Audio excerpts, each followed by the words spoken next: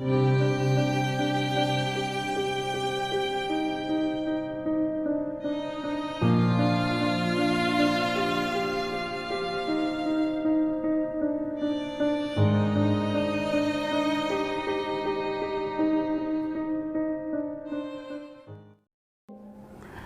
మహిమ కలుగును గాక. మీ అందరికీ నా హృదయపూర్వక వందనాలు తెలియజేసుకుంటూ ఉన్నాను. ఈరోజు ప్రత్యేకంగా పునరుద్ధరణ దిన శుభాకాంక్షలు మీ అందరికీ పేరు పేరున తెలియపరుచుకుంటూ ఉన్నాను. పోయిన శుక్రవారం మనం శిలువ మీద యేసయ్య పలికిన 7 మాటల్ని ధ్యానం చేసుకున్నాం. నిన్నటి దినాన ఆయన సమాధిలో ఉండి ఆయన మానవాళి కోసం ఏం చేశారో ధ్యానం చేసుకున్నాం. ఈరోజు పునరుద్ధానం అంటే మృత్యుంజయుడిగా మృతిని గెలిచి సమాధి గెలిచి లేచిన ఆ యేసయ్య పలికిన మొదటి 7 మాటలు, మొదటి 3 మాటలు మగ్దలేని మరియతోనూ, ఆ తర్వాత మిగిలిన 4 మాటలు ఎమ్మాయి గ్రామానికి వెళుతున్న శిష్యులతోనూ మాట్లాడాడు. ఆ మాటలు మనం ధ్యానం చేసుకుందాం. ఆజ్ఞను అతిక్రమించిన ఆ యొక్క ఆదాము ద్వారా పాపం ఎలా ప్రవేశించిందో, పాపం ద్వారా మరణము మానవాళికి అలాగే సంక్రమించింది. ఈ పాపం పోవాలంటే రక్త ప్రోక్షణ అవసరం. అందుకే యేసుక్రీస్తుగా దేవాది దేవుడి లోకానికి వచ్చి మరణించి సమాధి చేయబడి తిరిగి లేచి మరణాన్ని, సాతానుని, సమాధిని జయించిన వాడుగా తను తాను రుజువు చేసుకున్నాడు. సిలువలో ఆయన పలికిన 7 మాటలు ఎంత శ్రేష్టమైనవో ఆయన తిరిగి లేచిన తర్వాత పలికిన 7 మాటలు కూడా అంతే శ్రేష్టమైనవి. సహజంగా ఆయన 40 దినాలు 500 మందికి కనపడి అనేక మాటలు మాట్లాడినప్పటికీ కూడా మొట్టమొదటిగా మాట్లాడిన 7 మాటలను మనం ధ్యానం చేసుకుందాం. మొట్టమొదటి మాట యోహాను సువార్త 20వ అధ్యాయంలో ఆ యొక్క మగ్దలేని మరియ తెల్లవారుజామున చీకటిగా ఉండగానే పెందల కాడనే ఆయన సమాధి దగ్గరికి వెళ్ళినట్టు, ఆ తర్వాత అక్కడ సమాధిలో ఎవరు కనపడకపోయేటప్పటికీ ఆమె ఏడుస్తున్నట్టుగా మనకు ఆ లేఖనాల్లో కనపడుతుంది. ఆ తర్వాత ఆయన 15వ వచనంలో అమ్మా ఎందుకు ఏడ్చుచున్నావు, ఎవరిని వెతుకుచున్నావు అని ఆ మొట్టమొదటిగా మగ్దలేని మరియతో మాట్లాడుతున్నారు. నిజంగానే ఎందుకు ఏడుస్తున్నావు, ఎవరిని వెతుకుతున్నావు? అమ్మా నీ కన్నీరుని తొడవటానికి, మీ పాపాలు పోటానికి, మీ శాపాలు కొట్టివేయటానికి నేను ఈ భూలోకానికి వచ్చాను, కాబట్టి మీరు కన్నీరు కార్చవలసిన పని లేదు అంటూ ఆయన తనని ఓదారుస్తున్నట్లుగా, నిజంగా వెతికే అనుభవం ఉన్న మగ్దలేని మరియను బలపరుస్తున్నట్టుగా, ఆదరిస్తున్నట్లుగా మనకి ఈ మొట్టమొదటి ఆ యొక్క మాటలో మనం ధ్యానం చేసుకోవచ్చు. అలాగే 2వ మాటగా ఇదే యోహాను సువార్త 20వ అధ్యాయం 16వ వచనంలో ఆయన మరియా అని పిలిచాడు. 16వ వచనంలో మరియా అంటూ పిలిచిన ఆయన వైపు తిరిగి రబ్బూని అంటుంది. నిజంగా ఆయన వెతికే అనుభవం ఉంటే ఆయన మనల్ని పేరు పెట్టి పిలిచే దేవుడిగా ఉంటూ ఉన్నాడు.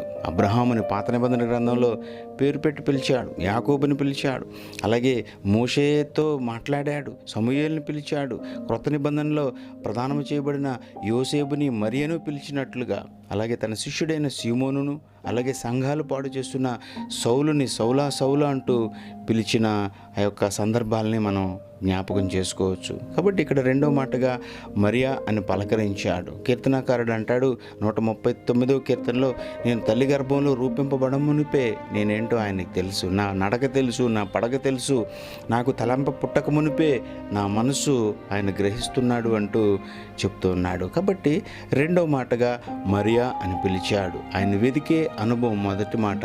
2వ మాట మనల్ని ఆయన పిలిచేవాడు. ఆయన వాక్యం చదివితే ఆయన మరి మనకి కళల ద్వారా, ఆయన దర్శనాల ద్వారా, స్వరం ద్వారా మాట్లాడే దేవుడిగా ఉంటూ ఉన్నాడు.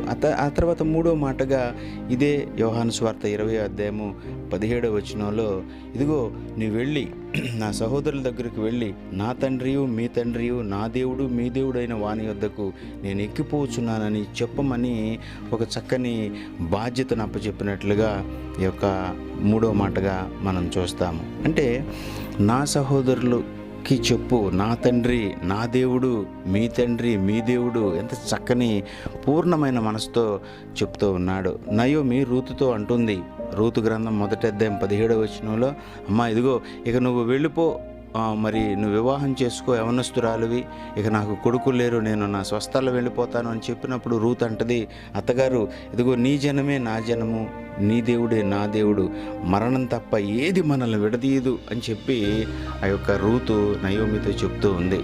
అక్కడ మరణం గురించి చెప్తుంది ఆ రూతు, కానీ ఇక్కడ పునరుద్ధానం గురించి యేసయ్య చెప్తూ ఈ మాట, ఈ బాధ్యతను ఇదిగో మరియకు అప్పచెప్పిన సహోదరులకు చెప్పు అని పంపించారు. ఆ తర్వాత 4వ మాటగా లూకాసు వార్త 24వ అధ్యాయంలో ఇదిగో అమ్మాయి గ్రామానికి వెళ్ళిపోతున్న శిష్యులతో ఆ యొక్క యేసయ్య తానే దగ్గరకు వచ్చి వారితో కూడా నడుస్తూ ఉన్నాడు.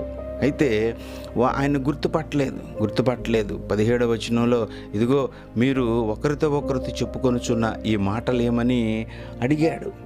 4వ మాటగా ఇదిగో మీరు ఒకరితో ఒకరు చెప్పుచున్న ఈ మాటలు ఏంటి అని చెప్పి అడుగుతూ వాళ్ళకున్నటువంటి దుఃఖాన్ని, వాళ్ళకున్నటువంటి నిరాశను తీసేటానికి ఆయన వారితో నడుస్తూ ఉన్నట్లుగా చూస్తాం. నిజమే, 2వ దినవృత్తాంతాల గ్రంథం 16వ అధ్యాయం 9వ వచనంలో తన ఎడల యథార్థ హృదయము గల వారిని బలపరచుటక యెహోవా కనుదృష్టి లోకమందంతటా సంచారం చేస్తుందంట.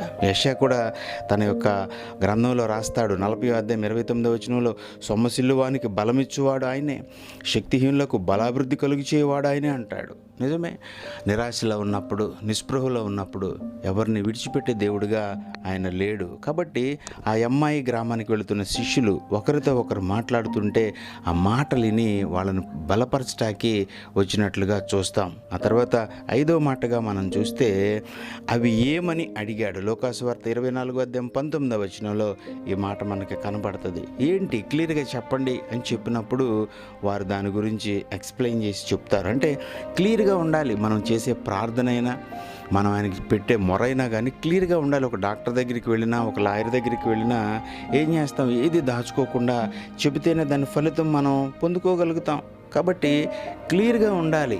నిజంగానే క్లియర్గా ఉండాలని చెప్పిన ఆ దేవుడే 6వ మాటగా లూకాసు వార్త 24వ అధ్యాయం 25 నుంచి 27 వరకు చదివితే అక్కడ వాళ్ళని అవివేకులారా, ప్రవక్తలు చెప్పిన మాటలు అన్నిటినీ నమ్మని మందమతులారా అంటూ మోషే సమస్త ప్రవక్తలు లేఖనాల్లో నా గురించి చెప్పిన భావాల్ని మీరు వినలేదా అంటూ వారికి ఎక్స్ప్లెయిన్ చేసి చెప్తాడు.